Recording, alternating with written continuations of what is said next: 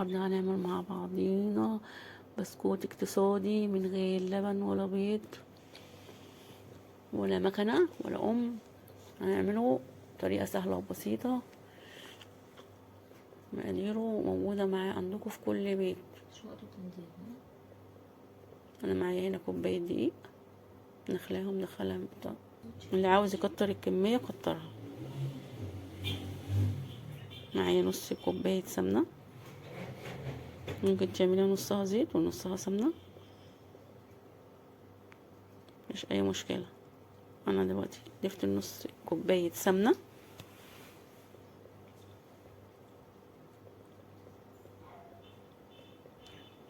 معايا هنا 5 معالق عصير برتقال،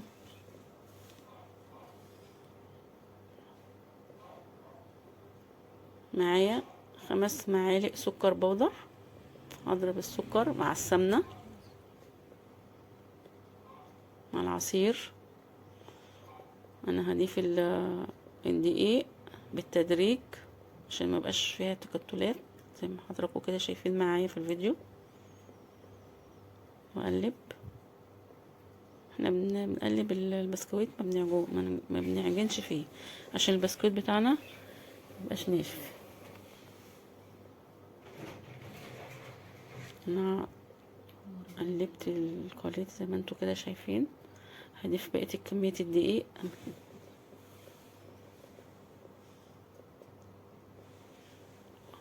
اكرر العملية تاني لغاية ما اخلص كمية الدقيق اللي معايا.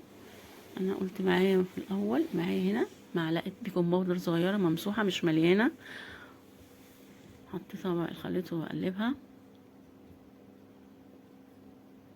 اضيف بقية الدقيق، نضيف الدقيق بالتدريج عشان نعرف نقلب.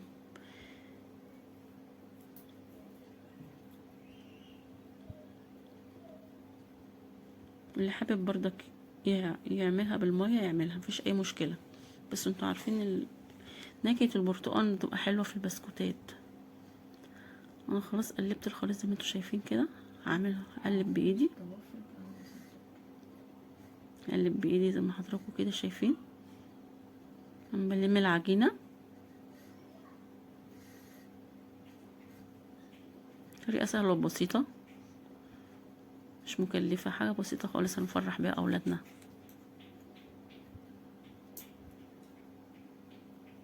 عارفين لما تروحوا تجيبوا كيس بسكويت من السوبر ماركت بيجيبوا بكام؟ وفي كام واحدة؟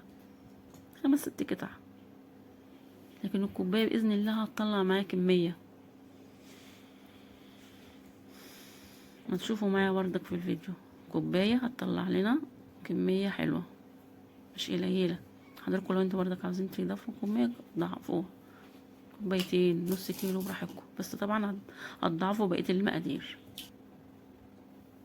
عاوزة بردك تشكليها بالقمع شكليها، عاوزة تشكليها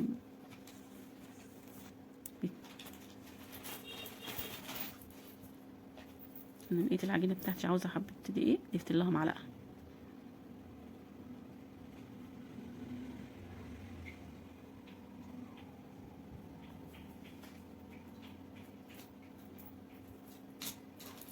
بصوا العجينة هنا حطها في ايدي، ما عجنتش بيها، بصوا ما بتلزقش زي ما حضراتكم كده شايفين.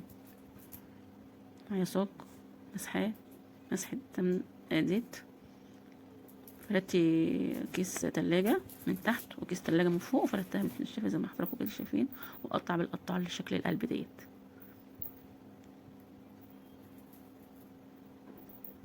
القطاعة ديت حجم صغير، في معايا حجم اكبر منه، بس شكله تحفة. عامل ازاي البسكويت؟ شكله تحفة. طعمه بقى لما تجربوه والله العظيم مش هتسلوه، هتفضلوا تعملوه على طول. انت عارفين الاولاد بتحب الاشكال اللي زي ديت، والله احسن بردك بتعجب بردك الكبار، حاجه جميله. او انتوا عارفين العيال بتاكل قبل البق. بصوا بردك المقطع ده اكبر من المقطع اللي انا وريته لكم الاول اكتر، حجم كبير زي ما انتوا شايفين كده.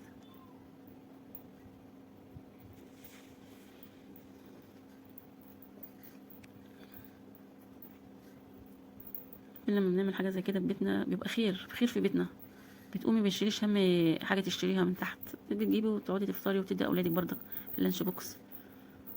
الكوبايه اللي انا قلت لحضراتكم عليها هتطلع كميه، تملي الصاج ده، تملي الصاج اللي حضراتكم كده شايفينه.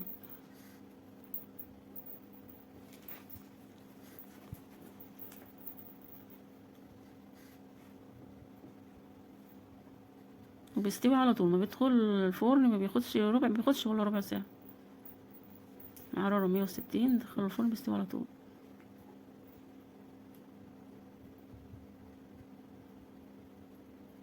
وتكرري بردك الطريقه لغايه ما تخلصوا بردك حته العجينه ديت.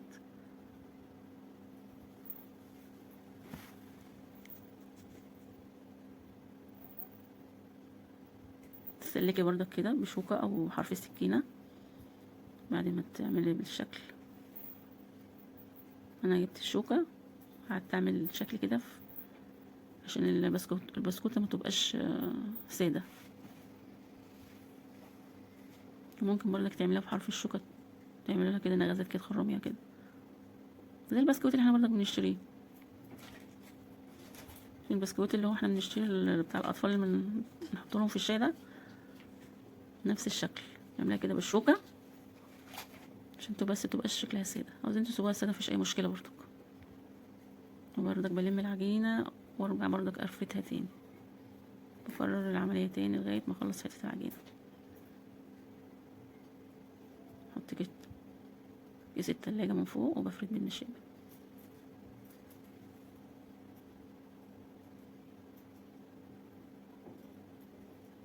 شمال يمين، بفرد العجينه، ما اعملهاش رقيقه عشان لما ندخلها الفرن ما تتحرقش، متوسطه.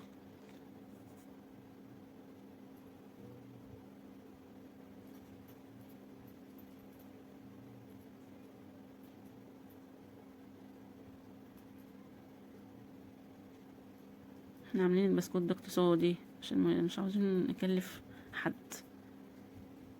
ميه وسمنه، وممكن تعمل نص سمنه والنص زيت زي ما تحبوا، كل واحد تمام يعمل. عاوزين برضك تعجنوه باللبن مفيش اي مشكله، بس انا قلت بدل الميه اعجنها عصير برتقال عشان تدي طعم وريحه.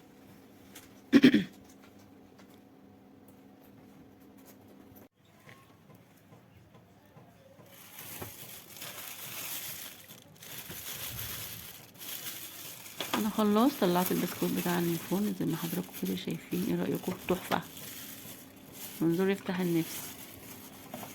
من كوبايه دقيق عملنا الكميه اللي حضراتكم كده شايفينها. انا هنا معايا صوص مشمش، جربت حشيت 2 بس. انا عايز بردك يحشي شوكولاته بس يكونوا بردك عاملين ساده، مش حاطين فيها نكهه البرتقال، يكونوا عاملين بسكوته ساده وتحشوها شوكولاته. ممكن تسوق بردك كده ساده. انا عملت 2 بس، اذا حبيت بردك اقول لكم الفكره دي، حاجه بردك انتوا ترجع لكم، حاجه اللي انتوا تحبوها اعملوها. كده حلو، كده حلو، تحفه والله. شوفوا بقى انتوا لو رحتوا جبتوا كيس بسكويت من السوبر ماركت مش من اقل من 5 جنيه. احنا عاملين بكوبايه دقيق بس، الكميه ملو الصوب ويملى الطبق اللي قدامكم ده. عندكم خير في البيت بكوبايه دقيق بس. بصوا ايه رايكم؟ وصلتوا كده في الفيديو؟ متنسوش الاشتراك في القناه واللايك والشير وفعلوا الجرس عشان يوصل لكم كل جديد. اشوفكم في فيديو جديد، والسلام عليكم ورحمه الله.